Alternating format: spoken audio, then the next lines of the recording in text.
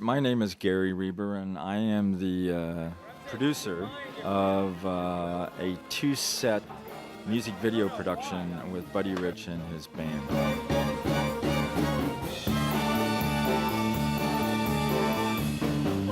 Which we entitled Buddy Rich on King Street, named after the actual street, which was called King Street in San Francisco, in which a brand new sound stage was used to create this fantastic performance. This is back in 1985, and at that time, music videos were starting to take hold. The Laserdisc market in particular was starting to take hold with high quality video. It's the best video presentation you could get. So I approached this project as a live concert, multi-camera shoot. I think we used 6 or 7 cameras on it. And I approached it with the idea of having a surround mix. So we recorded this in 4 channels and encoded it live to SQ matrix format, surround format. That's a matrix format that was developed by CBS Laboratories. We actually had 4 channels of information. We had the band set up as if it was in a nightclub setting, which was a typical setting or venue for Buddy's band. Surround mix was really beautiful. It was set up as a concert mix, so we didn't put anything discreetly in the back channels. We basically had the audience wrapped back there with the whole presence of the band in stereo in front. I actually built a custom stereo array microphone using these Crown PCM surface mount microphones, and we built, I think it was a 12-foot wide stereo array in plexiglass, which we hung over the band, over the brass section. And that, I think, is the largest stereo microphone ever produced. We should have put it in the World Book of Records, but we didn't. Well, we're gonna capture the whole total blend of this band. This band works every night, 11 months out of the year, playing with each other in total harmony and balance. And I don't want to be the judge as a mixing engineer going multi-track with who should be louder than the others. Let them decide for themselves. They do it every night professionally. So this array was designed to pick up that natural blend. Mm-hmm. And that's what it's all about. You know, we'll do it perfectly. It's the best microphone in the world as far as I'm concerned. I haven't heard anything better. It's the fastest. It's the quietest. It's a 200-pound microphone. Yeah, and it's 12 feet wide by 4 feet high. And we started designing this one about a year and a half ago. Buddy was all over the set. Got your little toes up there, you know what I mean? I had him going everywhere. He was looking at this. We're going to need more smoke in there. We were peeking at the microphone. I explained everything to him. He just loved the thing. What happens is the sound hits this, and it's a reflective boundary, and there's a precise engineering measurement of separation. And it doesn't matter if you're off axis or on axis, you get perfect frequency response, no distortion. Normal mics, you can only talk straight ahead in them. The set design was beautiful. It was kind of an Art Deco thing. We used a lot of neon lighting, smoke machines. The lighting was beautiful. I mean, it was all different multicolors, and we had different dimmers and different intensities, and we could create different moods. And in fact, we were just blown away by the fact that we actually won an Emmy for lighting on this particular production. So that tells you something. But I'm really proud of the way the stage looks and the band looks and the lighting in particular. I mean, it was really dramatic, first class.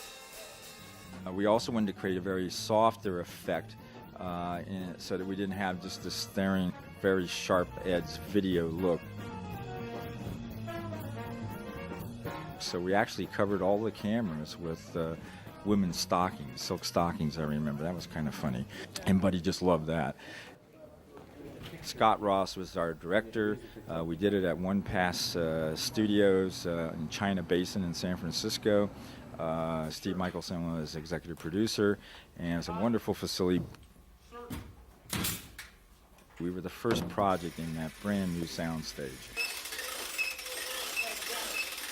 We had a custom dressing room set up for some shoots, for some interview shots that we did. Kind of an old kind of dressing room you might find in maybe the 40s or 50s setting.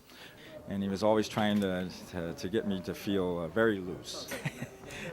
And I had all these worries on my mind running all over the place, and with all the productions. The other interesting aspect of this is that with the sound mix again, is I attempted to bring in all kinds of the best equipment possible, the best microphones, the best recording equipment, consoles.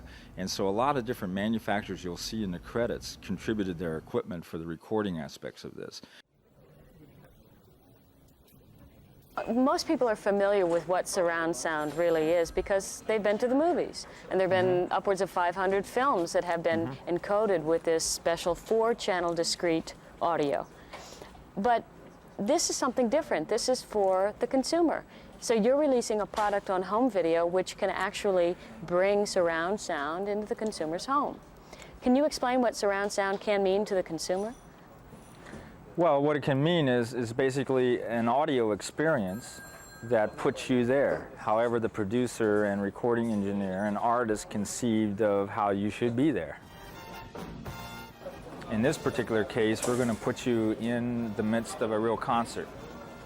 And you're going to be surrounded, you're going to be in the audience, and you're going to hear people clapping next to you, and you're going to hear people whistling behind you and to the side of you, and you're going to hear this monster band in front of you, spread across the front of your living room. And that's how we're going to mix this and present it. Another interesting aspect of this that you've spent a lot of time on is your microphone setups. Yeah. This is the future of audio-video recording, and this is a microphone that's going to be positioned over one side of Buddy's drums, and there'll be another one of these on the other side of Buddy's drums. And in order to position it, you simply look into it, and you look at the angle or reflection, and that is exactly what the mic sees in terms of hearing. Right. So you can aim these things very direct, and it picks up anything on the outside of this thing, on this side of it. If I started talking on this side of it, it would never hear it. It's just dead silent. It's one of the most incredible microphones ever developed. It's called the Pressure Zone Microphone, PZM, and it's made by Crown International in Elkhart, Indiana. And it's a tiny little pressure zone in here. It's a very precise measurement of space. And all of the sound waves come at this thing, and it hits. And direct waves as well as reflected waves, they all hit and they all arrive at the capsule at the same time. And the end result of this is that it gives you perfect phase, and it gives you perfect frequency response and no distortion. When you talk off axis to it, there's no fall off or roll off of frequency response or no distortion like conventional mics will give you. A conventional mic, you must really be directly on axis to it to get its optimal performance. As soon as you start turning off axis on a conventional mic, you're into distortion and frequency roll off. A PZM won't do that to you. But the whole project went down live. Even the mix, the actual camera mix was live, cut by Scott Ross as a director's cut. And we pretty much used that director's cut throughout because he did such a fantastic job directing this thing.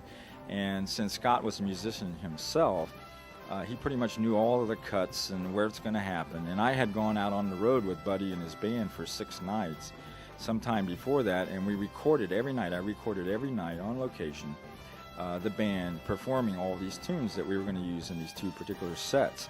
So we knew exactly what the timing was going to be. If it was going to be 3 minutes, 50 seconds, or 4 minutes, or 11 minutes, or whatever it would be. And we knew where all the solos were going to happen. So all that was marked up for Scott. And he listened to those recordings. So we had a lot of preparation work. So it cut pretty good.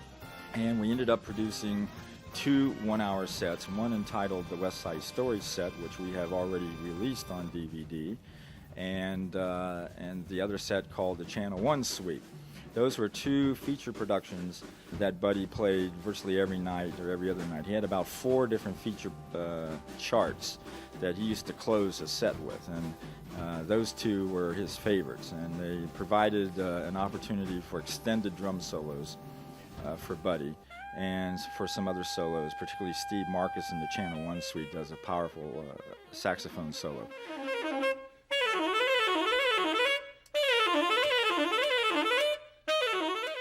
We had all that pretty well down, and everything went very smoothly. I mean, there's a lot of people involved in this thing, a lot of things that have to coordinate and happen right on time. I remember we provided booze for everybody because we wanted it to be a real club, and I remember we had delays, and this audience was just getting more smashed and more smashed as time went on.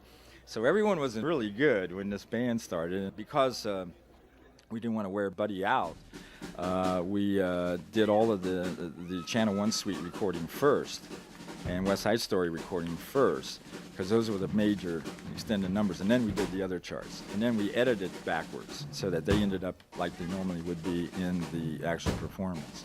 So those are just some of the things behind the scenes, and we had a great time, and Buddy was wonderful. We had a smile on his face the whole time, and it was just great. So in the production of the Channel 1 suite, unfortunately, the tapes were lost, and it's just a miracle that we have been able to assemble what we've been able to assemble.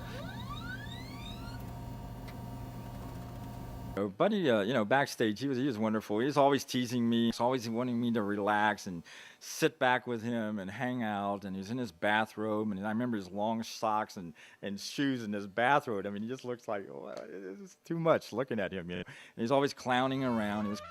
He felt really great about this whole thing.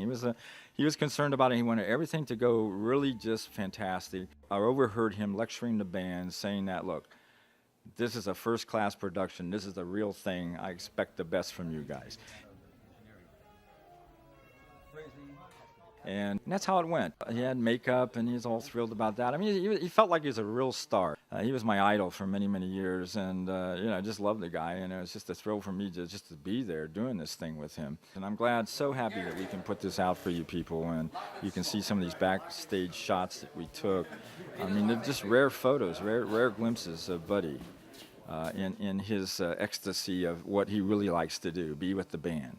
I mean, that was his love. Being on stage, playing the drums, making people smile and have a good time.